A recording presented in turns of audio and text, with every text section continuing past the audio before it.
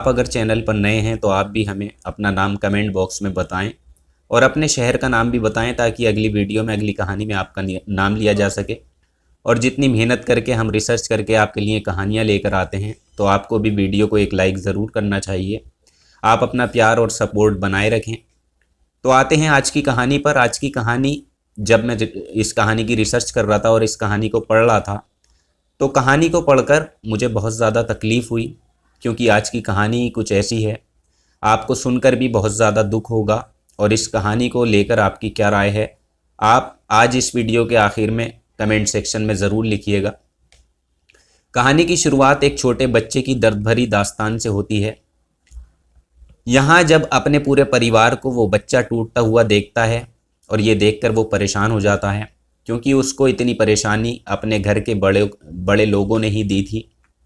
अब आखिर ऐसा क्या हुआ था, उसके सामने ऐसा क्या हुआ था और उसने ऐसा क्या देखा था और किस वजह से वो अपनी ज़िंदगी से निराश हुआ, क्यों उसके सर से उसके ही बाप का साया उठ गया।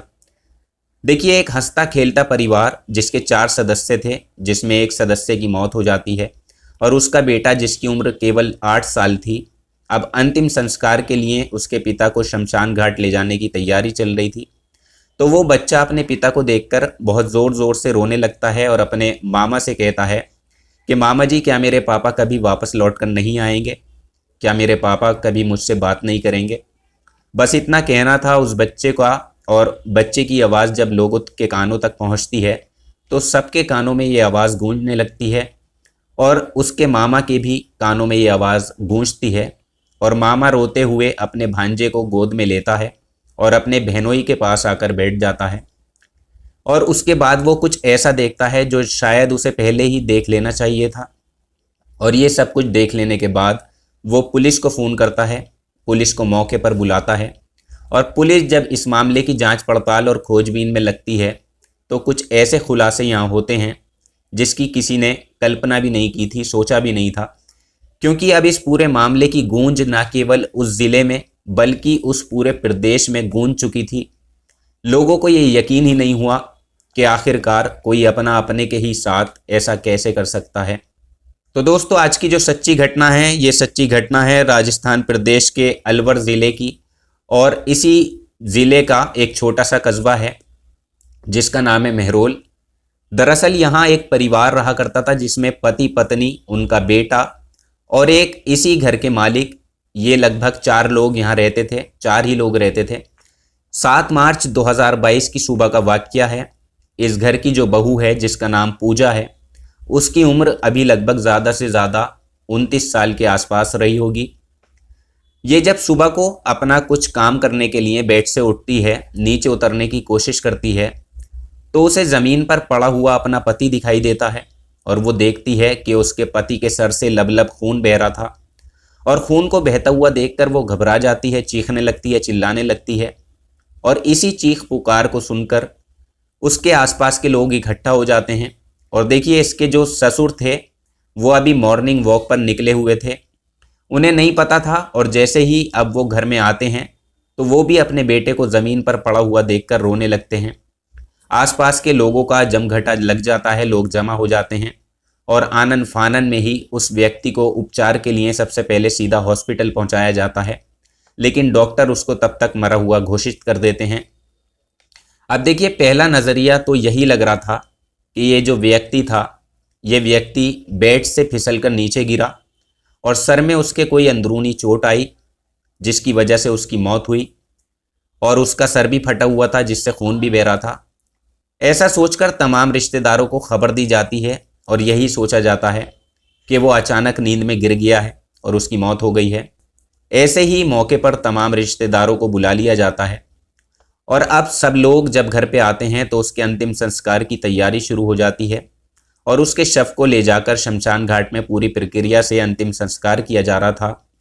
लेकिन जो इसका बेटा है, जिसकी उम्र अभी लगभग 8 साल के आसपास है, वो इतना छोटा है, उसे पता ही नहीं है। और वो अपने पापा को देखकर इतना ज़ोर ज़ोर से रोने लगता है, चीखने लगता है और कहता है कि पापा उठ जाओ, क्या तुम कभी वापस लौट कर नहीं आओगे? पापा, क्या तुम मुझसे कभी बात नहीं करोगे? तुम्हें क्या हुआ है? और जब यही बातें पास में खड़ा हुआ उसका मामा सुन रहा था तो वो अपने भांजे को ना केवल गोद में लेता है बल्कि वो उसे गोद में ले जाकर अपने बहनोई के पास बिठाकर प्यार से उसके चेहरे पर हाथ फेरता है। हाथ फेरते फेरते उसकी नज़र पहुंचती है बहनोई के गले पर। उसे कुछ ऐसा दिखाई देता है जिसे देखकर उसके होश उड़ जाते हैं, क्योंकि अब तक सभी लोगों को सिर्फ यही लग रहा था कि उसके बहनोई की मौत बेड से गिरने की वजह से हुई है और किसी भारी चीज़ के लगने से अंदरूनी चोट आ गई है जिस वजह से इसकी मौत हो गई है। और देखिए, जैसा कि बताया, इस घर में महज 4 ही लोग रहते थे। एक तो विक्रम सिंह, उसकी पत्नी पूजा और उनका 8 साल का बेटा, और साथ ही उसके पिता बलवंत सिंह, जो कि यहाँ नया बस स्टैंड व्यापारी संघ के पूर्व अध्यक्ष भी हैं। शहर के वो बहुत जाने माने व्यक्ति हैं, बड़े कारोबारी थे। तो ये 4 लोग एक साथ रहते हैं। अब सबके मन में ये सवाल उठ रहे थे, आखिरकार इतने छोटे परिवार में ऐसा क्या हुआ है, क्यों इसकी मौत हो गई, क्या कोई लड़ाई झगड़ा इनके बीच हुआ। और यही सब देखते हुए उसके मामा ने अपनी बहन से ये जानने की कोशिश की कि रात में क्या हुआ था, और बहन के ससुर से भी बात करने की कोशिश की, लेकिन यहाँ पर दोनों ने ही उसे कोई जवाब नहीं दिया और उसे टलका दिया। उनसे जवाब ना मिलने पर उसने मजबूरी में आकर पुलिस को फ़ोन कर दिया, और जैसे ही पुलिस मौके पर आती है तो पुलिस पूरे परिवार से, उसके ससुर से और उसकी बहू से पूछताछ करती है, लेकिन इन दोनों में से ही कोई भी पूरी बात बताने को राज़ी नहीं था। पुलिस को लग रहा था कि शायद सब सदमे में हैं, इसलिए अभी कुछ नहीं बता पा रहे, लेकिन बाद में उनसे पूरी जानकारी ली जाएगी। और उस वक्त वो शव को अपने कब्जे में लेकर पोस्टमार्टम के लिए भेज देते हैं। और फिर अगले ही दिन यानी कि 8 मार्च 2022 को जब इस शव की पोस्टमार्टम रिपोर्ट आती है तो उससे जो पता चलता है वो वाकई चौंकाने वाला खुलासा होता है। दरअसल अब सच सामने आता है कि वो बेड से गिरकर नहीं मरा, बल्कि उसको मारा गया था। बुरी तरह से उसे पीटा गया था, जिसकी वजह से उसकी मौत हुई थी। हालांकि उसने विरोध भी किया था, लेकिन मौके वारदात पर 2 लोग थे, जिसमें से एक ने गला दबाकर उसकी हत्या कर दी। अब देखिए, हत्या क्यों की थी, बस यही जानना बाकी रह गया था। और अब इस सवाल का जवाब पुलिस ने उसकी पत्नी पूजा और पिता बलवंत सिंह यादव से पूछा। तो वो लोग पहले तो पुलिस के सवालों के जवाब को देने से कतरा रहे थे, कहीं ना कहीं बहाने वो मिलाने लगते हैं। लेकिन जब पुलिस ने जोर ज़बरदस्ती देकर सख्ती से पूछताछ की तो वाकई चौंकाने वाली बात सामने आती है। पता चलता है कि 6 मार्च 2022 की रात लगभग 2:30 बजे के आसपास का वक्त था। इसका ससुर यानी कि बलवंत सिंह अपने बेटे के कमरे की तरफ जाता है और ऐसे इशारे उसकी पत्नी को करता है, जिसे सुनने के बाद उसके बेटे की बहू यानी कि पूजा कमरे से बाहर आती है और वो अपने ससुर के कमरे में पहुंच जाती है। इस बात का हालांकि उसके पति को कुछ नहीं मालूम होता, और जैसे ही वो ससुर के कमरे में पहुंचती है तो वो दोनों एक दूसरे से बातचीत कर रहे थे, और बातचीत करते करते ज़ोर ज़ोर से वो हंसते थे। और देखिए, रात के 2:30 या 3 बजे का वक्त था, और रात को जब कोई व्यक्ति हंसता है या हंस हंस कर बातें करता है तो उसकी जो आवाज़ है वो आसपास शांति होने की वजह से दूर दूर तक आवाज़ पहुंचती है, और इसी तरह इनकी आवाज़ें भी इसके पति के कानों तक जाती हैं और उसकी नींद खुल जाती है। और उसने उठकर जाकर देखा कि ये आवाज़ कहाँ से आ रही है, और जैसे ही जब वो अपने पिता के कमरे में जाता है तो वहाँ उसको दिखाई देता है कि उसकी पत्नी और उसका पिता दोनों आपत्तिजनक स्थिति में थे। वो एक दूसरे के साथ संबंध बना रहे थे। अब सोचिए, ये एक बेटा कैसे बर्दाश्त कर लेगा कि उसकी पत्नी उसके ही पिता के साथ ऐसी हालत में दिखाई दे। और जब इन तीनों की आपस में नज़रें मिलती हैं तो बेटा कुछ भी नहीं कहता, चुपचाप वहाँ से चला जाता है। और इससे पहले कि वो अपने कमरे में अंदर एंट्री करता, इतने में ही ससुर और उसकी पत्नी ने मिलकर दोनों ने उसको पीछे से आकर पकड़ लिया, और पकड़ने के बाद दुपट्टे से उसका गला दबा दिया, गला घोंट दिया। हालांकि विक्रम सिंह हाथ पैर चलाकर खुद को बचाने की कोशिश करता रहा, और उसने इस बात का विरोध भी किया था, लेकिन जैसे ही उसने विरोध करने की कोशिश की तभी उसके पिता ने एक भारी वस्तु ली और उसके सर में दे मारी। और जैसे ही उसके सर में वो भारी वस्तु लगती है तो उसके बाद वो इतनी बुरी तरह से घायल हो जाता है कि उसे कुछ दिखाई नहीं देता और चक्कर आता है उसे, और चक्कर खाकर वो नीचे गिर जाता है। तो देखिए, यहाँ एक तरफ उसके सर से बेतहाशा खून बह रहा था, तो वहीं ये लोग उसको दुपट्टे से बांध कर लटकाने की भी कोशिश कर रहे थे। और उसके बाद वो प्लान चेंज करते हैं और उसके बाद ये सोचते हैं कि इसे बेड से नीचे गिराने का नाटक किया जाए, क्योंकि उसको चोट लगी हुई थी और जिस जगह पर चोट लगी थी वहाँ से काफ़ी खून बह रहा था। इसलिए सबसे पहले वो उसके खून को साफ़ करते हैं और वहीं बेड के पास वो कुछ ऐसे गिराते हैं जिससे लगे कि काफ़ी देर से यहाँ से खून बह रहा है। और जब देखिए पुलिस ने इनसे और भी बातचीत की तो पता चला कि लगभग 1.5 साल पहले विक्रम सिंह की मां की कैंसर से मौत हो चुकी थी और उसका जो पिता है, एक दिन उसके सर में दर्द हो रहा था और सर में दर्द होने की वजह से वो अपने बेटे की बहू से कहता है कि बेटा मेरे सर में बहुत तेज़ दर्द हो रहा है, हो सके तो तुम मेरे सर में मालिश कर दो। और जब उसके बेटे की बहू यानी कि पूजा अपने ससुर की मालिश कर रही थी तो मालिश करते करते ये दोनों एक दूसरे के प्रति अट्रैक्ट हो जाते हैं और उसके बाद जब इनका मन करता था तब ये दोनों एक दूसरे के साथ एक ही कमरे में बैठते थे और लगभग 1.5 साल से संबंध भी बना रहे थे। 1.5 साल से इनके बीच संबंध बन रहे थे, यानी जब भी इनको मौका मिलता था तो इसी तरह से ये एक दूसरे के साथ रह रहे थे। लेकिन इस बात का बेटे को कानो कान कुछ भी नहीं पता था। ये तो 6 मार्च 2022 की रात थी जब उसने हंसने की आवाज़ सुनी। उसके बेटे के कानों तक वो आवाज़ पहुंचती है और वो इस तरह से इनको एक साथ देख लेता है। हालांकि वो बेचारा ये सब देखने के बाद ज़्यादा देर जिंदा नहीं रह पाता। और देखिए सोचने वाली बात है, उसने कोई भी विरोध नहीं किया, महज वो चुपचाप अपने कमरे में अपने बेटे के पास आकर सो ही रहा था। मगर उसकी पत्नी ने, उसके अपने ही पिता ने हमेशा हमेशा के लिए विक्रम सिंह को मौत के घाट उतार दिया, उसे मौत की नींद सुला दिया। अब देखिए वैसे तो पुलिस ने इन दोनों के खिलाफ गंभीर धाराओं में मुकदमा दर्ज कर लिया था, क्योंकि 10 मार्च 2022 को इस घटना का खुलासा करते हुए जब ये बात अखबारों में, टेलीविज़न पर, सोशल मीडिया पर तैरती है तो आसपास के लोगों में भी, खासकर बहरोड के अलवर में और उस इलाके में ये खबर आग की तरह फैल जाती है। तो लोगों को बड़ा अफसोस होता है कि ससुर और बहू के बीच में इस तरह के अवैध संबंध थे, अनैतिक संबंध थे, जिसकी ना समाज इजाज़त देता है और ना ही कोई और इजाज़त देता है। इन्होंने अपने फ़ायदे के लिए और अपनी हवस के लिए अपने ही बेटे को मार डाला और पति को मार डाला। और हैरान कर देने वाली बात यह है कि बेटे ने फिर भी इसका विरोध नहीं किया।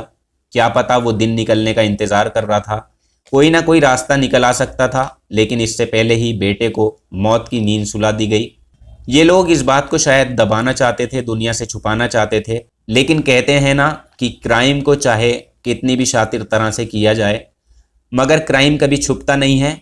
और इसमें भी ऐसा ही हुआ कि वो छोटा बेटा अगर अंतिम वक्त में अपने बाप को देखकर नहीं रोता तो शायद उसका मामा उसके गले पर जो निशान थे वो निशान नहीं देख पाता और वो नहीं सोच पाता कि शायद कुछ गड़बड़ है। और ये बात कभी भी लोगों के सामने खुलकर ही नहीं आती।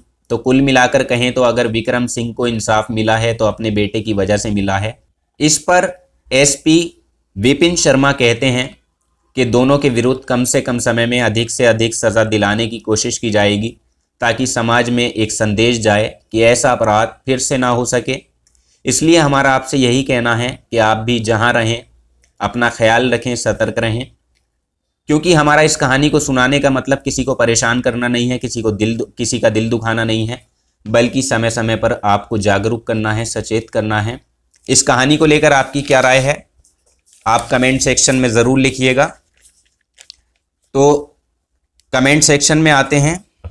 रेखा शर्मा जी हैं। रेखा शर्मा जी कहती हैं समाज की छुपी गंदगी आप बाहर ला रहे हैं, हमारी ढेर सारी शुभकामनाएं आपको।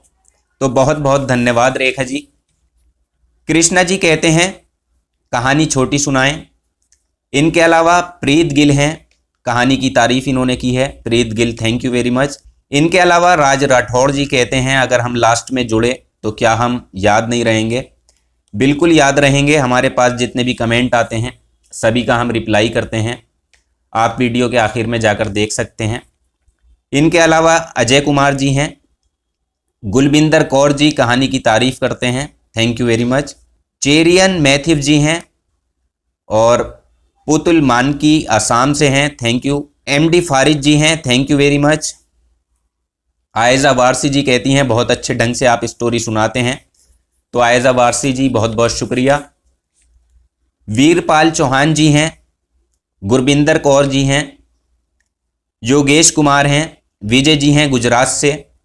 इनके अलावा सिमरन गोयल जी हैं और रामलाल जी राजस्थान से हैं, बहुत बहुत धन्यवाद। अमित राजपूत हैं, तेज सिंह मैनपुरी से हैं,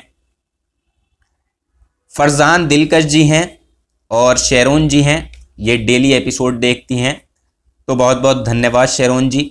रवि नॉरिस जी कहते हैं हम आपके साथ हैं, तो बहुत बहुत धन्यवाद रवि नॉरिस जी। बीना पवर जी हैं, थैंक यू वेरी मच।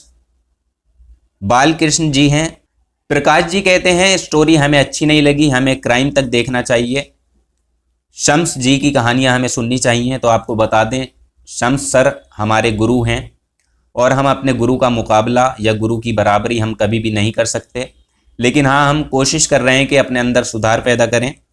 इनके अलावा श्रीनिवास सरवस जी हैं, thank you very much. Shoaib Malik ji हैं, मार्सेल मिन जी हैं और व्लॉग विद मेमो जी हैं, थैंक यू वेरी मच।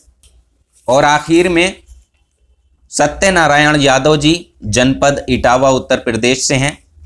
इन्होंने कहा है आप हमें जागरूक कर रहे हैं और ढेर सारी इन्होंने शुभकामनाएं हमें दी और इन्होंने कहा है आपका चैनल बहुत ऊपर जाएगा और हम भगवान से प्रार्थना कर रहे हैं कि आपका चैनल बहुत आगे जाए और आपके कहानी सुनाने का तरीका बहुत अच्छा है। सत्यनारायण जी बहुत बहुत धन्यवाद और आप सभी लोगों का दिल से धन्यवाद। तो आज के एपिसोड में इतना ही, कल आपसे फिर मुलाकात होगी किसी नई कहानी में। तब तक आप अपना ख्याल रखें, अपनों का ख्याल रखें, सुरक्षित रहें, सावधान रहें। जय हिंद, वंदे मातरम।